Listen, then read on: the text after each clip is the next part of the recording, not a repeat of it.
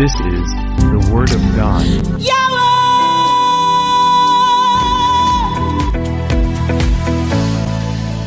Ab'emikwano mwebala okwekuumira ku Uganda TV nga tugenda maaso ne program emanyiddwa nga Revival Uganda program, enteekateeka ey'okuzza eggwanga lyaffe obujja.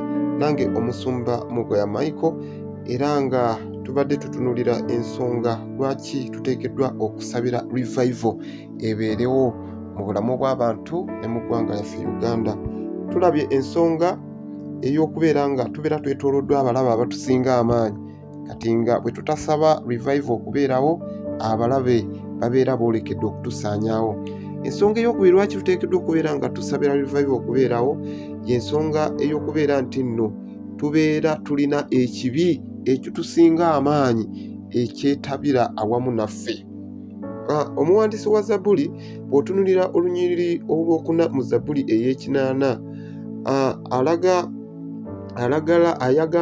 nti no Katonda yali musunguwavu olw'essaala ez'abantu be, kwegamba mu ngeri ey'Olwebbulaniya nga Katonda bw'awulira essaala z'abantu be zimuwunyira ziizi oba zimuwunyira emberi, kwegamba nga bwe basaba awulira nga ekivundu ekiva mu kamwa kaabwe, kati nga tayagala kuwulira. Lwaki? Kubanga ensonga eyali ebaleetedde okubeera nga Katonda abasunguwalira essaala zaabwe eri nti nno baali baasalawo ekibi okubeera nga bakyakinyumirwa, nga baagala ekibi bakyakyagala bakinyumirwa, ate nga mu kiseera kyekimu basaba Katonda abeere nga abataasa okuva eri abalabe baabwe. Egamba essaala zaabwe ate ne zongera kusunguwazanga Katonda. Bw'atyo Katonda eyali abasuubizza okugamba nti singa beewombeekanga mu maaso gaabwe, beewombeeka eri Katonda ne balekayo amakubo gaabwe amabi, olwo anaawulira essaala zaabwe n'alyoka awonya ensi yaabwe, nga bwe kyawandiikibwa mu by'omirembe ekyokubiri essuula ey'omusanvu olunyiriri olw'14. Kaakati ebyo biri bwe bityo, yali asazeewo okubeera nga tadda mu ssaala zaabwe. Ensonga eyali ebaddewo eri nti nno lwakuba abantu baali bagaanye okwewombeeka mu maaso ge era n'okukyuka okulekayo amakubo gaabwe amabi. Nga bw'olaba bwatukubidde ekifaananyi nti nno omuzabbibu gwa Katonda gwe yasimba ate gwali gusazeewo okubeera nga gubala ebibala ebitagasa, emizabbibu egikaawa, emizabbibu egituŋŋununa, emizabbibu egitaliika. Baali beetaaga revival basobole okuddayo mu kwenenya kuli okwannamaddala, bakyuke okuva mu bibi byabwe. Kakati emu ku ngeri eraga nti nno waliwo revival oba okuzzibwa obujja mu bantu, be bantu okubeera nga mu mutuufu bakyevumbulira bo bennyini ne bakizuula nti nno beetaaga okukyuka okudda eri Katonda bave mu bibi byabwe. Ekyo kitegeeza kitya? Kitegeeza nti nno baba bawulira ekigambo kya Katonda kyennyini ekituufu era ekibagambibwa abantu abatuufu, ate n'Omwoyo Omutukuvu nakka ku kigambo ekyo n'abeera nga alumiriza ekibi ky'abantu, ne babeera nga mu butuufu ekyo ekibi kye babadde batwalanga ekya bulijjo bakyenenya ne bakivaamu. Abamu nga basanga badde bagamba munnange tukyali wansi w'ekisa, tukyali mu kisa, kati ne babeera nga ekibi basigala nga bakyazannya nakyo lw'okuba muno bali wansi w'ekisa. Nedda. Era ekyo kitegeeza ki? Kitegeeza nti nno abantu abadde bakyagenda mu maaso n'okukola ebibi olw'okuba nti abadde beegeraageranyanga n'abantu abalala, agamba nze nkozeeko akabi katono, naye ate olaba pasita gundi n'oli baakola ebibi ebisingako obunene, kati nabeera nga bazannya n'ekibi nga tebaagala kuva mu kibi. Ekyo kyekimu ku biviirako abantu okubeera nga revival ebadde teriiwo, nga bataaga okubeera nga balumirizibwa Omwoyo Omutukuvu n'ekigambo babeere nga bakyuka okuva mu bibi byabwe.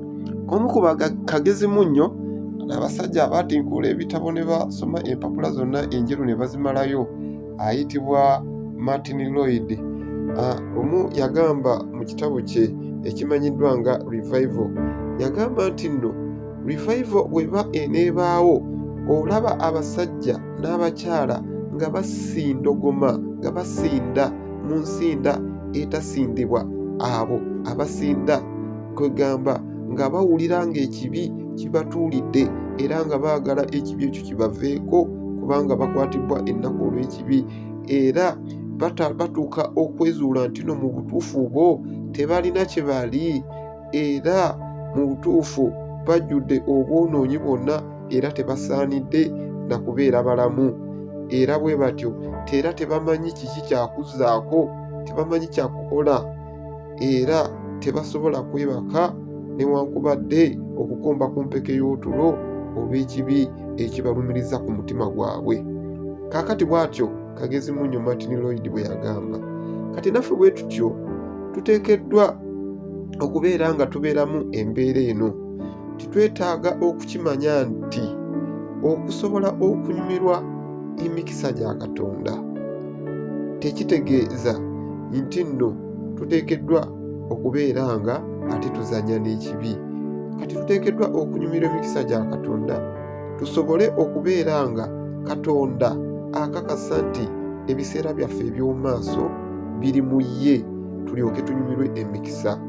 Kaakati nga bw'olaba mu Zabbuli ey'ekinaana olunya olw'omunaana, Katonda yali aleese abantu bano okubaggya mu nsi ey'e Misiri, n'abaleeta n'abagoberawo abalabe baabwe n'abateeka mu nsi gye yabasuubiza ey'e Kanaani.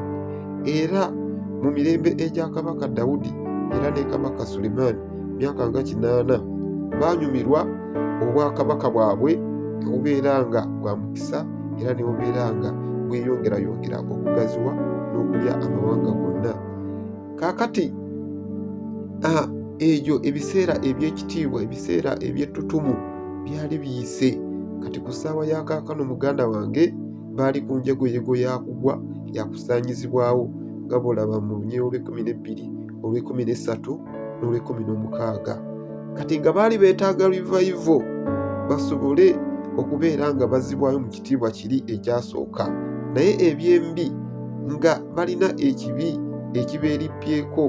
Baali beetaaga revival kubanga baalina ekibi ekibeerippyeko, kubanga baali batabaganye n'amawanga gali ge baasanga mu nsi ensuubize kwegamba nga bagafaananye. Era ekyo kye kinnyonnyola ekkanisa eya Uganda nga bw'eri mu kiseera kino nti nno tufuuse ekisekererwa newankubadde nga bakitaffe abaleeta enjiri eno eviiriddeko abantu okulokoka okutuuka ku mulembe guno baali beegendereza nnyo era buli kintu kyonna bakikolera mu Katonda. Naye ekkanisa bwe yatuuka n'efuna omukisa, abantu etutandika okubeera nga mulokole n'atali mulokole beeyisa kumpi kyekimu, kwegamba ne tutandika okufuuka ekisekererwa. Kati olw'ensonga eyo ekibi ne kibeera nga kyegattidde ddala n'ekkanisa era n'abantu ne batandika okutulaba nti tuli bannanfuusi, era nga mu butuufu era bwe kiri abantu bafuuse bannanfuusi, abantu bafuuse abantu abatalina kye bamanyi, bafuuse bakazanyirizi, bafuuse bannakatemba, bafuuse basamize. Kwegamba omuntu amanyi Katonda bwe yeetuumira erinnya lye afaananidde ddala n'oli omusamize oba atamanyi Katonda oyo abwetoolodde. Kati tuba twetaaga revival olw'ekibi kino ekyegattidde awamu naffe. Awatali ekyo tujja kugwa era tujja kusaanyizibwawo nga bw'olaba mu Zabbuli ey'ekinaana olunya olw'16. Ekkanisa yeetaagira ddala okubeera nga tusaba tubeere nga tuteekawo revival eya nnamaddala. Ensonga ey'okubiri gye tugenda okulowoozaako mu katundu akaddako ejja kubeera nga eyogera ku nsonga nti nno twetaaga okusabanga ennyo okusobola okulaba nga revival ebaawo, kubanga tuteekeddwa okukimanya nti ffe abantu si yeffe tuleeta revival, wabula Katonda mwennyini yaleeta revival eya ddala. Naye katusooke tukolemu bwe tuti n'oluvannyuma tugende mu maaso. Mugira mutwekuumirako. This is Uganda TV for you.